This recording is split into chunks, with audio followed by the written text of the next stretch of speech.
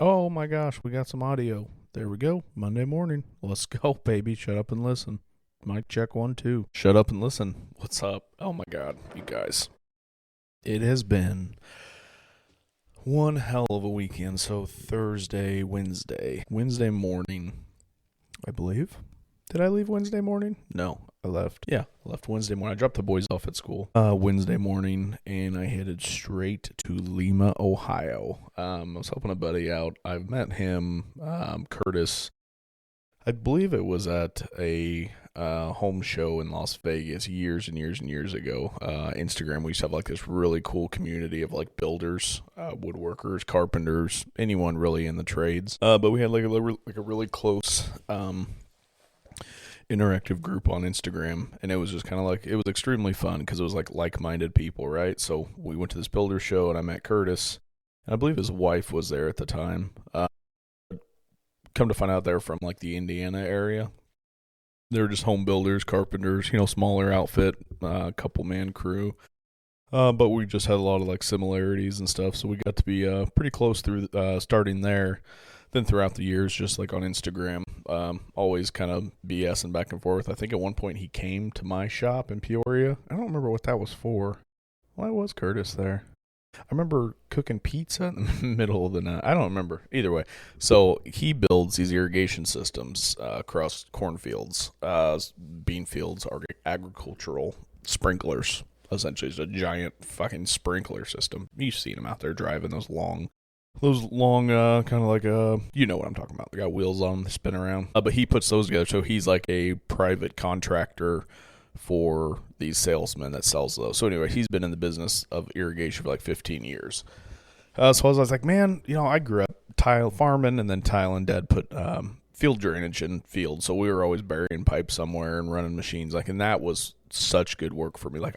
Something clicked with tile, and that I really liked farming. I never really wanted to farm. Yeah, I remember from a young kid, I remember sitting underneath a bridge with Steve O'Brien, a cousin of mine, and I remember we were young, hanging down at the bridge. I remember talking about farming, and I remember him asking me, he's like, "Are you gonna farm?" And I was like, "No." And he's like, "Yeah, me neither." And I was just like, "Huh, well, I'm not alone in this." But so farming was never really my forte. Dad had, I knew from a young age, Dad had an exceptional bar set for farming that I just couldn't reach. I was just like, nope, I'll run this thing straight to the ground. But tiling, being out in the field, and it was usually, at that time, it was only in the winter, so it was always cold, and I just loved it. I think it's because, I've always hated being hot as a kid. I just hated being overheated. But there was something about being out in the field, and it's a little muddy, it's frozen, you're always in a hole with water, and it's gritty, man. But it's such good work, and I always did, truly love tiling. So when I saw the irrigation system, I'm like, oh, yeah, that's my kind of work. I can do that. So he finally called me last week. He's like, hey, what's the chance of you being in Ohio next week for a few days? And I'm like, done. What's up? He's like, well, I got a irrigation system I'd like to get some help with. So anyways, I went out there, left at 8:30, and I just drove to Lima, Ohio.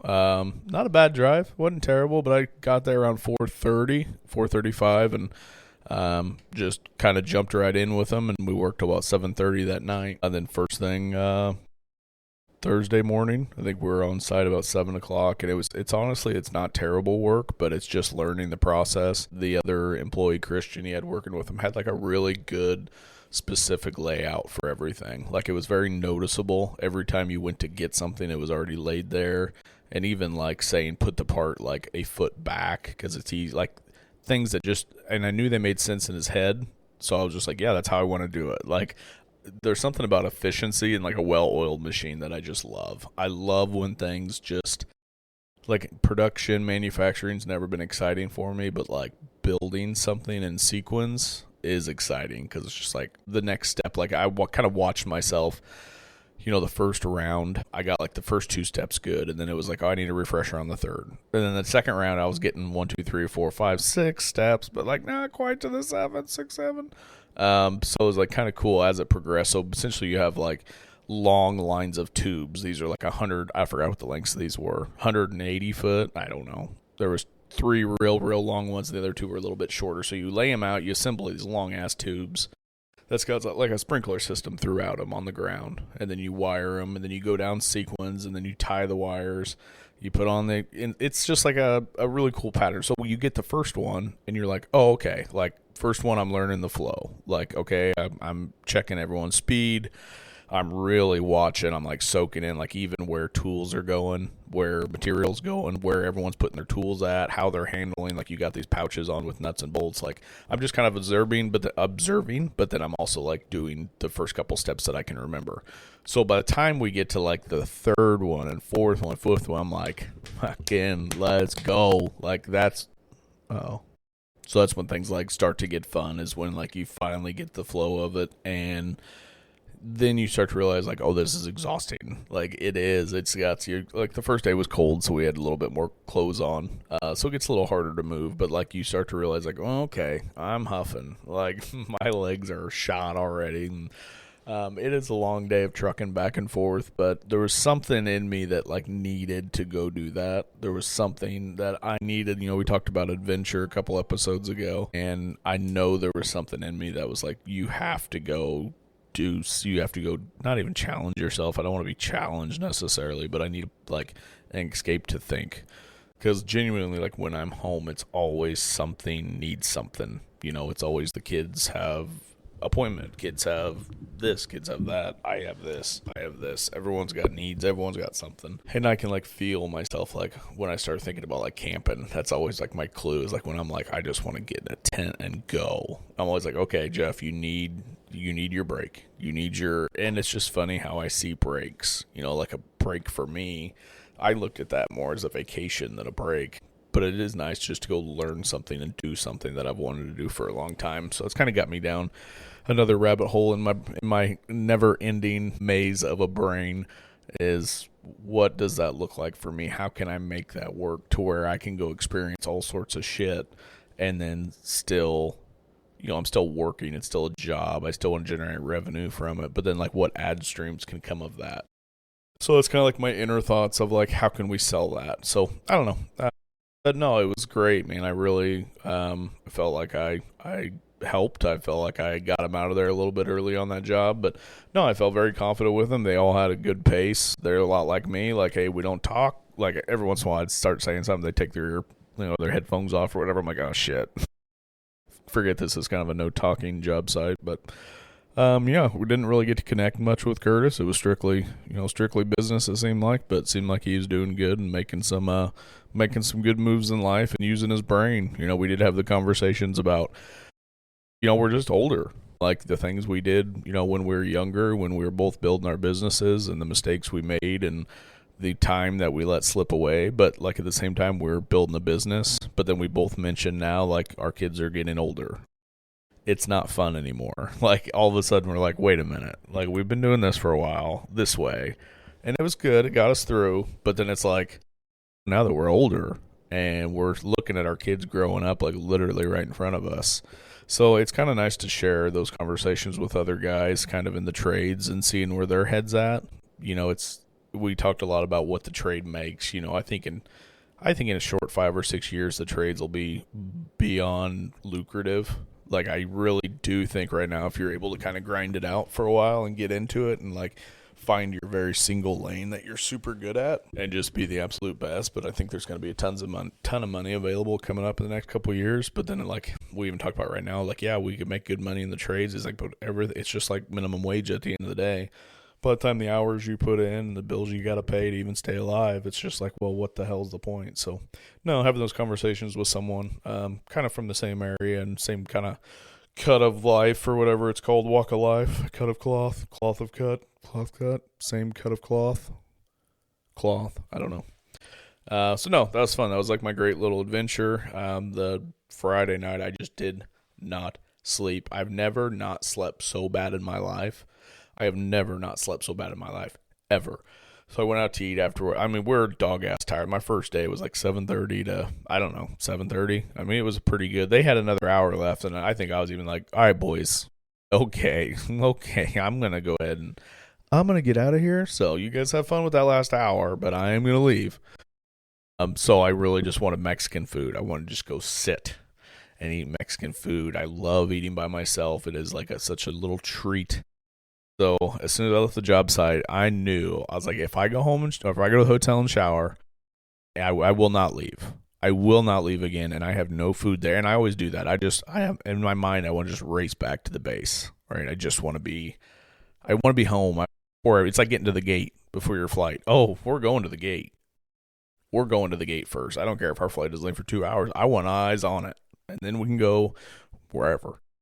But I knew if I went back to the hotel, I wasn't going to relieve the hotel. Relieve the hotel. Oh, relieve. It's interesting. Choice awards. So I made myself. I found in Lima, there was a dispensary. So I went to the dispensary. I didn't have anything on me besides like flour. And flour is kind of tough in hotels. So I was like, I just need to get like a little vape pen or something super easy.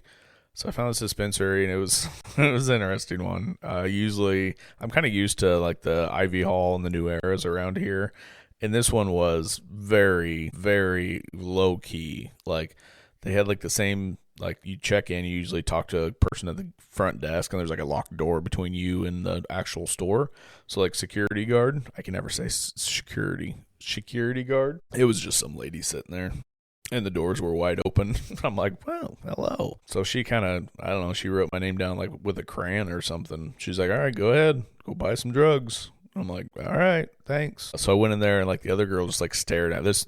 She looked terrified. This girl looked like she was terrified. I can't even describe how she looked, like an older emo look.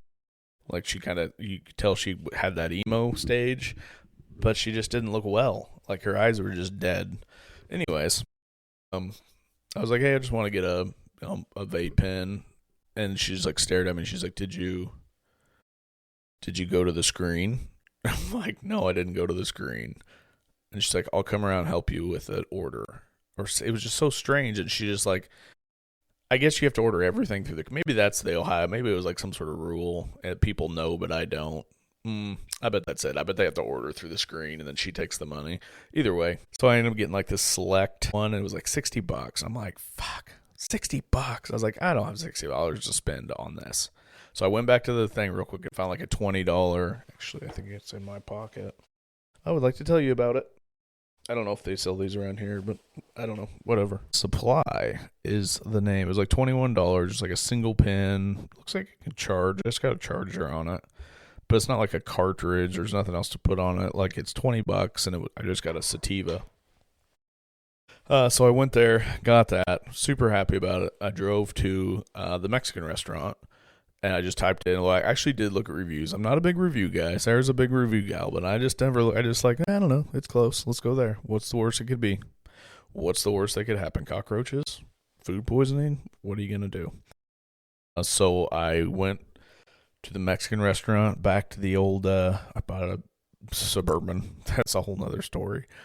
Backed her in, shut the vehicle off. I changed my shoes. I think I put my tennis shoes on, took my boots off, tennis shoes on, and I hit that little supply pin once, and I hit that little supply pin twice, and your boy was good to go. That one was a pretty fast act, and I think 2 little hits before I hit the door, I was just like, all right, like I'm ready to sit. Like, there it is.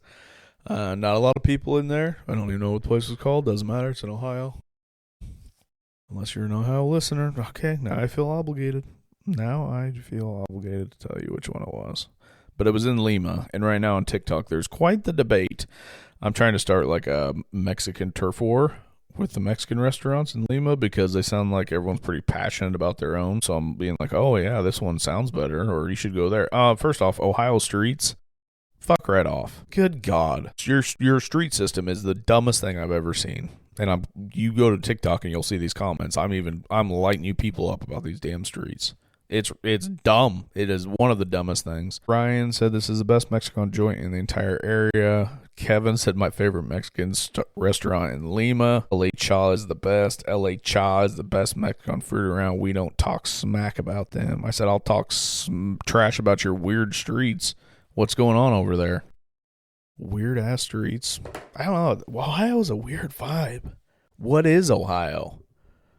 It's just Ohio. Like I even think Illinois probably has a little more, I don't know, a little more relevant maybe than Ohio. Like what is Ohio? What sends you to Ohio? Unless you're playing for the Cleveland Browns, why the hell are you in Ohio? That's my question.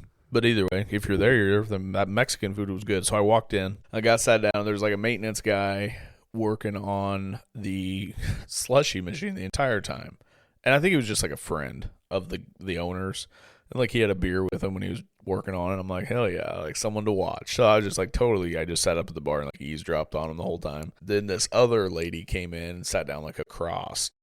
And it was just like, it's fun to listen to people, like how they talk to people. It's like, why are you, I don't know. She wasn't terrible, but you could tell she was terrible, if you know what I mean. So I sat there and he came over, he's like, what do you want? I'm like, I don't know. I was like, I love chimichanga, but I'm a sucker for a steak burrito. Can you deep fry just a steak burrito? And they were great. Everyone was great. Service great. And like that all of a sudden kicked in like real good. So and I love soda. God, I'm such a little bitch for a good soda, man. It's awesome. So I sat there and slammed sodas and slammed free chips. My food came, and then I'm like one bite. So I'll like cut up my burrito and I'll put it on the chip, and then I'll eat the chip. So I'm eating like a chip I'm eating like 1,000 tortillas a sitting. But anyways, it was just like the fact of the matter that I got to go just sit and observe and like make up these stupid stories in my head. Like at one point I was thinking they all thought maybe I was like an ICE agent that was off duty, because I'm just like sitting, I have like this black t-shirt on and I'm just like sitting at the bar like I feel completely out of place. But then in my head I'm like, oh my gosh, they all probably think I'm some sort of weird ICE agent. And then in my head I thought they were closing. I thought everyone was leaving, so then I started eating real fast and I was like, why are you eating fast? I was like, why the hell are you in such a hurry? And I was like, well, they're closing. So I look over, I'm like, hey, what time do you guys close? He's like, oh, you have time. I said, are you closing right now? And he said, no, it's 8:30. We don't close till 9:30. I'm like, okay. So I was like, slow the fuck down. Enjoy your food, you crazy fucking animal. But anyways, I got back and I'm just like, all I can think about is the night before I slept really good. Like I slept all night and I just don't sleep well anymore. So after this day, I like honestly all day I thought about like how good I'm going to sleep. I'm like, oh dude, we're going to wear this freaking guy out. I'm going to be out tonight. I simply did not sleep. I don't know. There was 2 beds in the room. I tried the old switch a bed Rudy. I tried laying at the other end of the bed. I tried laying at the other end of the other bed.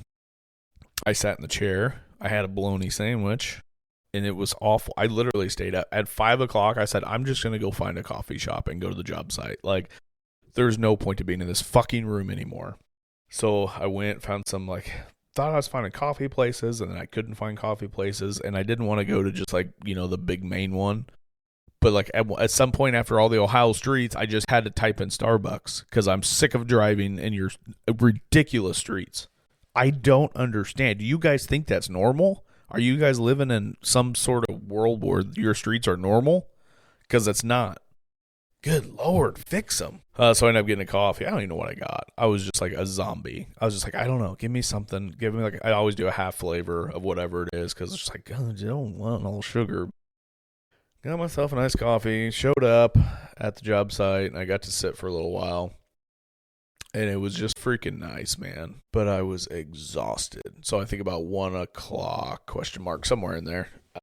We were taking off for the day.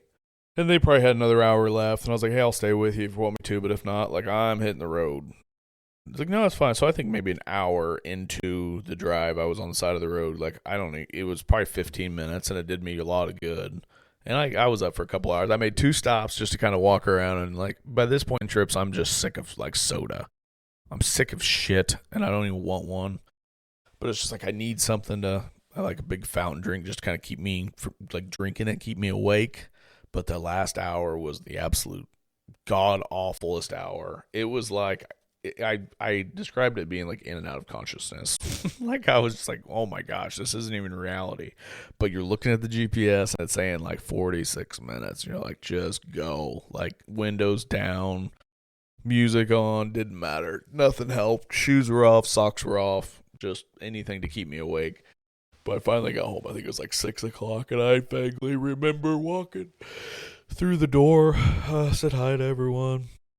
I was like, well, I'm just going to lay down. Supper was getting cooked. I'm just going to lay down until it's done. And I did not wake up till 3:30 in the morning. And I went straight to bed, and I didn't wake up again till, I don't know, 9 o'clock that next day. but I was so reinvigorated. Like this weekend, we just kind of like hit the ground running. The boys were up 8:30 Saturday, and we were outside just like pulling weeds and moping around, tinkering, taking nice little breaks. But I just had like so much more energy, it seemed like, and I think it's a lot of that my body was just like, dude, you got to get away. Like you got to go on your adventures. Very grateful that I'm able to be able to do stuff like that, and I have the time to go do that and make it work. But yeah, I think it was just like a good body reset. So I think really like you got to start listening to what the hell your body wants, and make sure you can arrange your life to make it work. All right, it's Brighto Bagel. Answer the internet. Let's fix. No, we're not gonna fix the internet. I'm not gonna fix the energy. We're gonna read it the way I want to read it, and the way I want to read it. Damn it, we're not a podcast after all. Brighto Bagel Premier. Shut up and listen. Sponsor. When I say Premier, I mean Premier. I've told you a lot about Josh Landing. He opened Brightside Kitchen down in Peoria. Check him out on Instagram, Facebook, and all the things. But he's bringing just the next level of culinary to Peoria. I would highly freaking encourage you. Now, we've talked about ramen before. I'm just not a ramen guy. Someone says ramen, I just think of the same thing you're thinking of right now. Crunchy brick of noodles. So when I see like ramen bowl night, I'm like, yeah, no, that ain't going to happen. But when worked with him a couple weeks ago, and which you got a meal out of it, and I will tell you, it was absolutely fucking delicious and way off anything I ever thought it would be. So, and the bagels are top tier. They've got just an absolute spread of spreads, and the bagels are next level, all made in-house every day. It's phenomenal what he's doing, and we do some delivery for him. So if you need some bagels delivered, I know a guy. Give him a call. Check him out on Facebook. Blah, blah, blah, blah, blah. Brighto Bagel. Am I the asshole? Let's dig in. Am I the asshole for telling my girlfriend it's not my fault she dated an asshole? I know my girlfriend for several years before we got together. I know her from her sister, actually. Her sister and I went to school together. Just to be clear, me and the sister never had any feeling towards one another. I met my girlfriend back then. I liked her, but I was dating someone else at the time, so nothing happened between us. Okay, I go back so much. I don't have any ages yet. Well, we need ages, brother.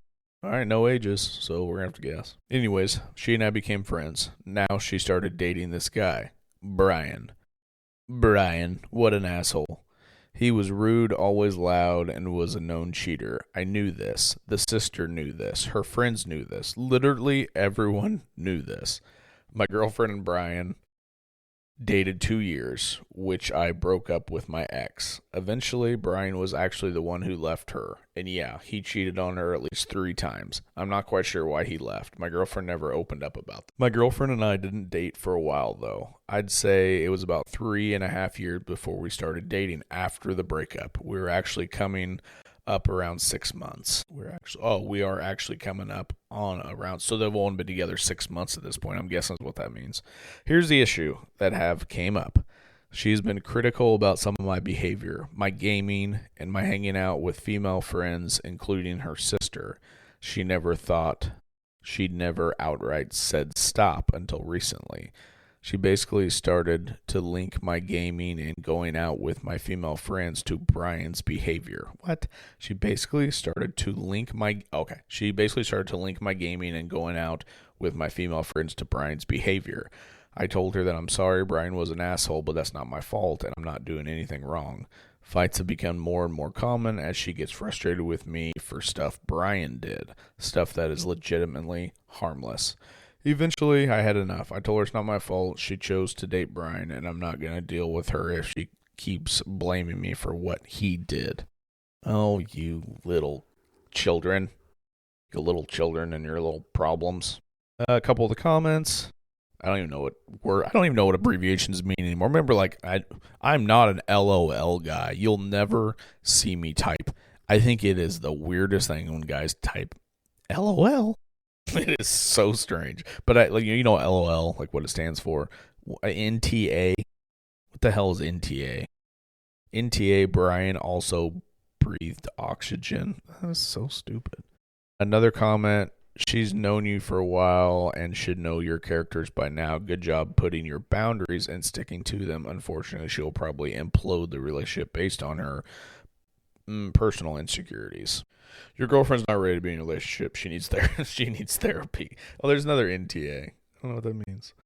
6 months in, if this relationship is 6 months old, I don't care how long you knew them, but the actual relationship is 6 months old, and this is coming up, like, yeah, it's time to bounce. Like, I don't think you need to stick it out. I think it's kind of strange. But I would say, like, yeah, if this was like a committed thing, like if you're a year in and, you come across something, then yeah, you kind of like obviously put a number on that, on how big of a problem it is, and then how much you value the relationship. And if that ratio, is anywhere close to each other, then yeah, you put your effort into it. But 6 months in, homie, buddy, get out of there. Let me go back and scan again, make sure that's the right answer. But I don't know what on Brian's side. What if Brian we're only hearing one side of the story, right? So I just try to make my conclusions based on what I read, but I can't help but to dig into it a little bit. Brian is the ex-boyfriend that's bad, the new boyfriend's the author, and we're talking about the girl. Yeah, I think either answer I come up with, it all comes down to time in the relationship.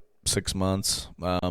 And it's really just going to be up to you whether if you wanted to work through it. I think there's definitely something in the girls. Obviously, she needs something to get over the Brian. Like, I didn't even know with my divorce, there were so many little things that still come up today that really bother me.